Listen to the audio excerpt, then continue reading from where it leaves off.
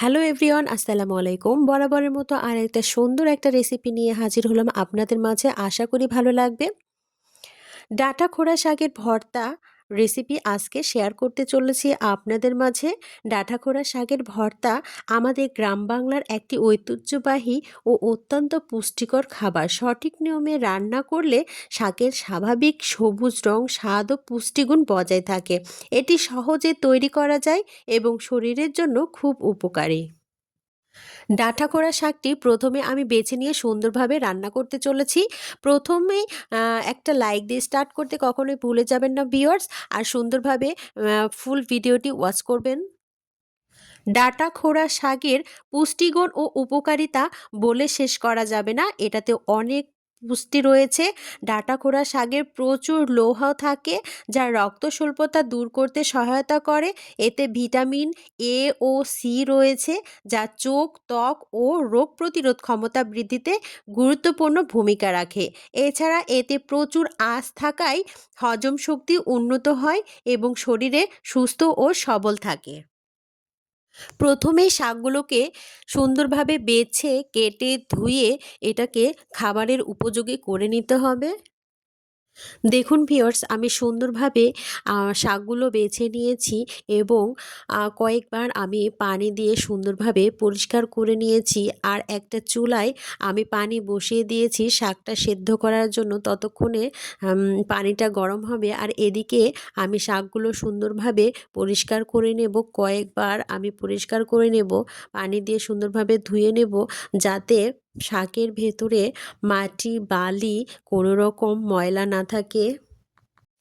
কয়েকবার আমি পরিষ্কার পানি দিয়ে সুন্দরভাবে ধুয়ে নিয়ে ছাকনা দিয়ে ছেঁকে আমি তারপরে গরম করা পানিতে আমি এটাকে সেদ্ধ করতে দেব। সারাদিন রোজা রাখার পরে আমাদের এনার্জি লেভেল কিন্তু অনেকটাই কম হয়ে যায়। আর এরকম মুখরোচক ভর্তা এবং পুষ্টিগুণে ভরা ভর্তা রেসিপি যদি মেনুতে থাকে তাহলে কিন্তু অনেকটাই ভালো হয়। অত্যন্ত পুষ্টিকর খাবার এই ডাঁটা শাকের ভর্তা রেসিপি সঠিক নিয়মে রান্না করলে শাকের স্বাভাবিক সবুজ রং ও স্বাদ, পুষ্টিগুণ বজায় থাকে। এটি সহজে তৈরি করা যায় এবং শরীরের জন্য অনেকটাই উপকারী। এরপর আমি একটি পাত্রে অলরেডি পানি গরম করতে দিয়েছিলাম, সেখানে বলক এসেছে। আর সেখানে শাকগুলোকে আমি সম্পূর্ণ ঢেলে দিলাম আর দিয়ে ৫-১০ মিনিটের মতো আমি সেদ্ধ করে নেব ঢাকনা ছাড়াই। ঢাকনা দিয়ে ঢেকে দেব না এবং সুন্দরভাবে এর রং বজায় থাকবে। হালকাভাবে এটাকে আমি সেদ্ধ করে নেব। বেশি সময় সেদ্ধ করলে শাকের সবুজ রং ও পুষ্টিগুণ নষ্ট হয়ে যায়, তাই কম সময় সেদ্ধ করাই উত্তম। আর শাকটা সেদ্ধ না করলেও কিন্তু এটা খাবার উপযোগী হবে না। সবদিকে মাথায় রেখে এই শাকটাকে সুন্দরভাবে সেদ্ধ করে নিতে হবে।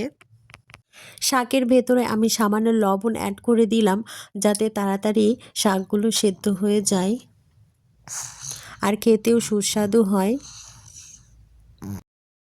সুন্দরভাবে নেড়েচেড়ে আমি এটা ঢাকনা ছাড়াই সুন্দরভাবে সেদ্ধ করে নিয়েছি। এখন আমি ছাঁকনা দিয়ে ছেঁকে সুন্দরভাবে এটাকে পানি দিয়ে ধুয়ে একদম চিপে নিয়ে রেডি করে নেব ভর্তার জন্য। আর ভর্তার জন্য এখানে বেশি কিছু উপকরণ লাগছে না। পেঁয়াজ, শুকনা মরিচ আর লবণ আর তেল দিলে এখানে ভর্তা রেসিপি তৈরি হয়ে যাবে। দেখুন কতটা সুন্দরভাবে সেদ্ধ হয়েছে, হাত দিয়ে দেখিয়ে দিলাম। আর দেখুন কতটা সুন্দর একটা কালার চলে এসেছে। এখানে লবণ সামান্য দিয়ে আমি সুন্দরভাবে ভর্তা রেসিপিটা তৈরি করে নিচ্ছি। এই ডাঁটা শাকটা আমরা কিন্তু সচরাচর ফেলে দিয়ে থাকি। এই ডাঁটা শাকটা আমরা না ফেলে দিয়ে সুন্দরভাবে সেদ্ধ করে এইভাবে ভর্তা রেসিপি তৈরি করি, তাহলে কিন্তু খুবই পুষ্টিগুণও বজায় থাকে এবং খাবারের মুখরোচক স্বাদও আসে। এই ডাঁটা খোড়া শাক সবুজ হওয়ায় ডাঁটা খোড়া শাকের প্রচুর লৌহ রয়েছে, রক্ত স্বল্পতা দূর করে এবং এতে ভিটামিন সি রয়েছে, যা চোখ, ত্বক, রোগ প্রতিরোধ ক্ষমতা বৃদ্ধিতে গুরুত্বপূর্ণ ভূমিকা রাখে। এতে প্রচুর আঁশ থাকায় হজম শক্তিও উন্নত হয়। দেখুন সুন্দরভাবে ভর্তা রেসিপিটা আমি তৈরি করে নিচ্ছি। একদম লোভনীয় হয়েছে, দেখতেও যেমন সুন্দর এবং খেতেও কিন্তু অনেকটাই সুস্বাদু ছিল। আমার এই ছোট্ট প্রচেষ্টা আপনাদের কাছে কেমন লাগলো অবশ্যই কমেন্ট বক্সে জানাতে ভুলবেন না। যদি ফেসবুক পেজ থেকে দেখেন অবশ্যই পেজটি ফলো দিয়ে রাখবেন। আর যদি ইউটিউব চ্যানেল থেকে দেখেন অবশ্যই চ্যানেলটি সাবস্ক্রাইব করে পাশে থাকবেন। আর একটা লাইক দিয়ে ভিডিওটি লাস্ট পর্যন্ত দেখার অনুরোধ রইল। ডাঁটাখোড়া শাকের ভর্তা শুধু একটি সুস্বাদু খাবারই নয়, বরং এটি আমাদের স্বাস্থ্যের জন্য অত্যন্ত উপকারী।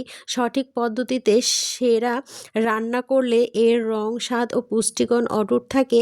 তাই আমাদের দৈনন্দিন খাদ্য তালিকায় এ ধরনের পুষ্টিকর শাকসবজি অন্তর্ভুক্ত করা উচিত। শুকনা মরিচ, পেঁয়াজ এবং লবণ তেলের মিশ্রণে যে ভর্তা রেসিপিটা তৈরি করা হলো, দেখুন কতটা মুখরোচক এবং কতটা লোভনীয় হয়েছে খেতে। অনেকটাই সুন্দর হয়েছিল ভর্তা রেসিপিটা। অবশ্যই ট্রাই করবেন। আমার ছোট্ট প্রচেষ্টা আপনাদের কাছে কেমন লাগলো অবশ্যই কমেন্ট বক্সে জানাতে ভুলবেন না। সবাই ভালো থাকবেন, সুস্থ থাকবেন।